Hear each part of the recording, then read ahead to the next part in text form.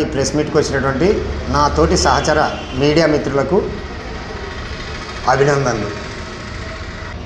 వెల్దుర్తి మండలంలోని మహాత్మా జ్యోతిరావు పూలే ఏదైతే విద్యా సంస్థ వెల్ఫేర్ బీసీ గర్ల్స్కి సంబంధించినటువంటి ఆ హాస్టల్, ఈరోజు నేను చూసినటువంటిది ఒక ఛానల్లో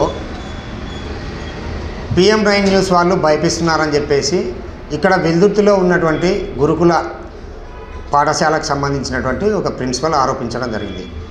మేము పదే పదే చెప్తా ఉన్నాం. ఆమె ఏమని ఆరోపిస్తూ ఉంది, 5 సంవత్సరాల క్రితం నుండి మాకు ఇన్ఫర్మేషన్ ఇవ్వండి, ఆ ఇన్ఫర్మేషన్ ఈ ఇన్ఫర్మేషన్ ఇవ్వండి అని చెప్పేసి మమ్మల్ని వేధిస్తున్నాడని. అసలు మా ఛానల్ స్టార్ట్ చేసి 2022లో 5 సంవత్సరాలు ఎలాగవుతుందండి? ఓసారి గూగుల్లో కొట్టి చూడండి. తర్వాత ఒక యూట్యూబర్ అనేది, తర్వాత యూట్యూబర్ అంటే మామూలుగా ఒక లైసెన్స్ లేకుండా ఏం లేకుండా నడిపేటువంటి వాళ్ళని యూట్యూబర్ అంటారు. తర్వాత మేము అన్ని లైసెన్సులతో పొందినటువంటి ఒక ఎలక్ట్రానిక్ మీడియా అని మీకు మళ్ళా కూడా పదే పదే విజ్ఞప్తి చేస్తున్నాం. తర్వాత అంతేకాకుండా ఈ ఆరోపణలన్నీ మేము నిరాధారం అని చెప్పేసి ఖండిస్తున్నాం. ఒకవేళ మీ దగ్గర ఏమైనా ఆధారాలు ఉంటే మేము ఎప్పుడైనా కానీ మీ దగ్గరికి వచ్చి మాట్లాడినాం మేడం గారు. తర్వాత మాతో మీరు ఎప్పుడైనా మాట్లాడినారా? మీరు ఆ రకంగా హాస్టల్ లేకొస్తున్నాడు అనేటువంటిది ఆరోపణ సరైనటువంటి పద్ధతి. ఒకవేళ నేను తప్పు మాట్లాడుతూ ఉంటే మీ సీసీ ఫుటేజీలు ఉన్నాయి కదా, నేను ఎప్పుడన్నా మీ హాస్టల్ దగ్గరికి వచ్చింటే మీరు ఒకసారి చూడండి. అంతేకాకుండా ఇప్పుడు ఈ రకంగా PM9 న్యూస్ వాళ్ళు భయపిస్తున్నారంటే, ఒకవేళ మా PM9 న్యూస్ నుండి ఎవరన్నా అలాగా ప్రవర్తించి ఎవరన్నా వచ్చింటే PM9 న్యూస్ పేరు మీద మా దృష్టికి తీసుకురండి, మేము కూడా యాక్షన్ తీసుకుంటాం. ఛానల్ని టార్గెట్ చేసి PM9 న్యూస్ అనడం పద్ధతి కాదు కదా.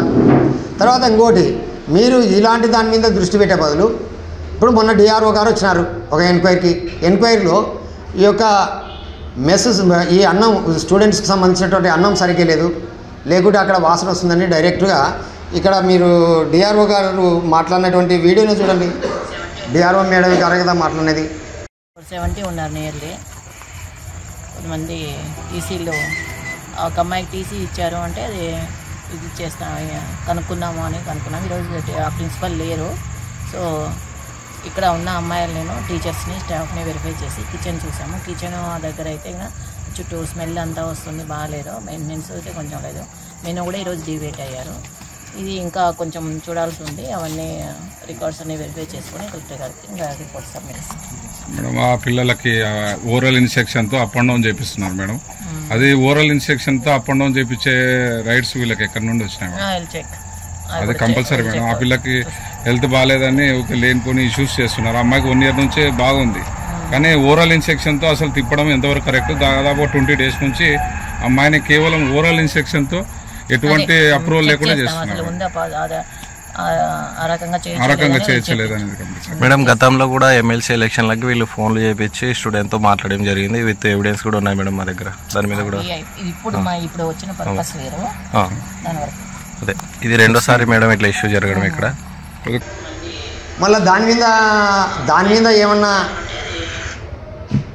దాన్ని DRO గారు మేడం గారు మాట్లాడిన తర్వాత ఆ సబ్జెక్ట్ మీద మీరు ఫోకస్ చేసి విద్యాబుద్ధుల విషయంలో ఫోకస్ పెట్టండి. తర్వాత ఇంకోటి అక్కడ స్టాఫ్ తక్కువ ఉన్నారు, టీచర్సు స్టాఫ్ మీద ఫోకస్ పెట్టండి. తర్వాత ఈ యొక్క డైరెక్ట్ ఒక ఉన్నతాధికారి ఆ రకంగా అన్న తర్వాత మళ్ళీ దాన్ని సరి చేసుకోండి. మీరు ఆ సరి చేసుకోవడమే కాకుండా కొంతమంది ఏదో చెప్పినటువంటి మాటలు విన్నారో మాకైతే తెలియదు, కానీ మీ విఘ్నతకే వదిలేస్తున్నాం. కానీ ఇప్పటికైనా కూడా వాస్తవాలు ఏ జర్నలిస్ట్ అయినా కూడా, నేను పదే చెప్తాను, ఏ జర్నలిస్ట్ అయినా సమాజంలో జరుగుతున్నటువంటి దోపిడీ విధానానికి వ్యతిరేకంగా ఖచ్చితంగా జర్నలిస్టు కంకణం కట్టుకుంటారు. అలాంటి జర్నలిస్టుల మీద మాకు పలుకుబడిందనో ఇంకోటిందనో అని చెప్పేసి ఎదురుదాడి చేయడం సబబు కాదు. ఎప్పుడైనా కానీ మీ తప్పులు మేము ఎత్తి చూపినప్పుడు ఆ తప్పులను మీరు సరిదిద్దుకుంటే అందరికీ కూడా మంచిగానే ఉంటుంది. తర్వాత పోయిన సంవత్సరం రిజల్ట్ ఏ రకంగా ఉంది? ఓన్లీ 20%. మళ్ళీ దాని మీద కాన్సన్ట్రేట్ పెట్టండి. మేము అప్సెట్ చేస్తాం కదా ఖచ్చితంగా మేడం గారు. కాబట్టి ఇలాంటి నిరాధారమైనటువంటి ఆరోపణలు మేము ఎప్పుడైనా కూడా ఒకటి ఛాలెంజ్ చేస్తున్నాం. మీతో ఎప్పుడైనా కానీ మాట్లాడినామా, మేము మీకు ఫోన్ చేసామా, మీ నెంబరే తెలియదు మాకు. తర్వాత మీరు ఎప్పుడైనా మాకు ఫోన్ చేశారంటే అది లేదు.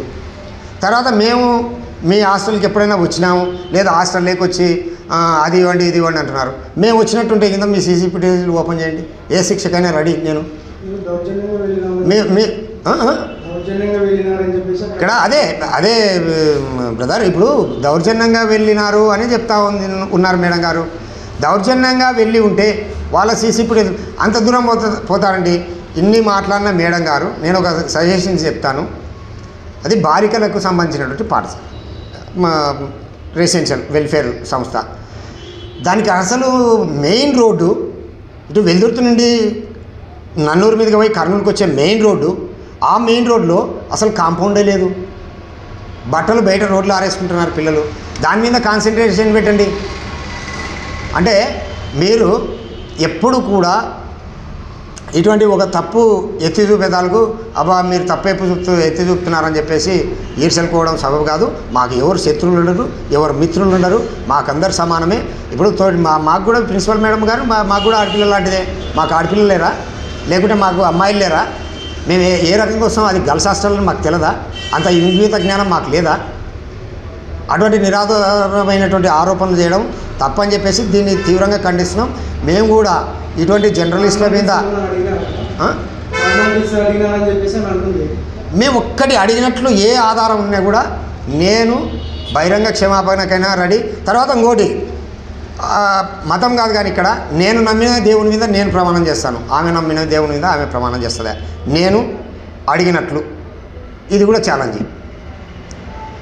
ఎలాంటి ఆధారం లేకుండా ఇప్పుడు ఆరోపణలు చేస్తున్నారనేది కదా. నేను అదే ప్రమాణం, ఆమె ఏ దేవునన్నా నమ్మని ఆ దేవుని మీద ప్రమాణం చేయను, నేను నమ్మిన దేవుని మీద నేను ప్రమాణం చేస్తాను. ఇవి అసలు సమాచారం కాదు. మేము రాసిన ఏదన్నా వాళ్ళ దగ్గర చిన్న అసలు ఆమె మొగ మీద చూడలేదు, నేను ఇంతవరకు మాట్లాడలేదు అంటే ఇంకా మమ్మల్ని భయపిస్తున్నా అంటే ఇంకా దీన్ని ఏ రకంగా చూడాలంటారు? అంటే మీడియాని నొక్కడం అనేది ప్రధానంగా. ఇంకొకటి ఏంటంటే రేపు భవిష్యత్తులో ఇలాగా ఒక ఛానల్ని టార్గెట్ చేసి మాట్లాడము అట్లా చేస్తే మాకు కూడా యూనియన్లు ఉన్నాయి. మా యూనియన్ల ద్వారా కూడా మేము కూడా పై అధికారుల ద్వారా ఒత్తిడి తీసుకొస్తాం. ఖచ్చితంగా మా మీద జరిగేటువంటి ఈరోజు చంద్రబాబు నాయుడు గారు కూడా మాట్లాడుతున్నారు విలేకరుల పైన ఒక ప్రత్యేక చట్టాలు తీసుకొస్తామని. ఖచ్చితంగా మాకు ఆ చట్టాలు అమలు చేయాలని కూడా మా జర్నలిస్టుల సంఘాలు పోరాడతాయి.